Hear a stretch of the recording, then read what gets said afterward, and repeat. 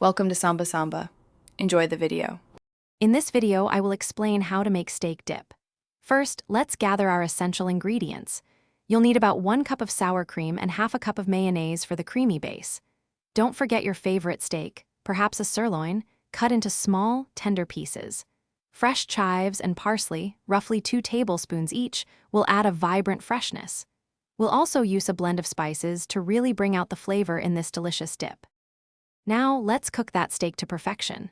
Start by seasoning your chosen cut generously with salt, freshly ground black pepper, and a dash of garlic powder. Heat a skillet over medium-high heat with a tablespoon of oil. Sear the steak for about 2 to 3 minutes per side, aiming for a beautiful crust. Once cooked, let it rest for 5 minutes before dicing it into small, uniform pieces. This resting period keeps the steak juicy and tender. With your steak ready, it's time to assemble the dip. In a medium bowl, combine the sour cream and mayonnaise.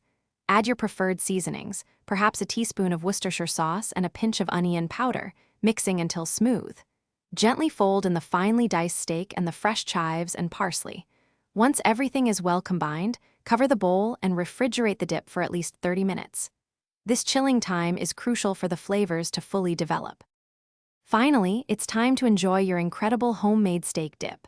Serve it alongside your favorite dippers, like sturdy potato chips, toasted baguette slices, or even fresh vegetable sticks.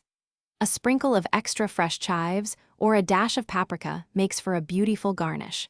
This dip is perfect for parties or a cozy night in. Remember to check the description for a link to darn tough socks and other great deals. Enjoy every delicious bite of your perfectly crafted steak dip. Thanks for watching. Consider subscribing if we helped you.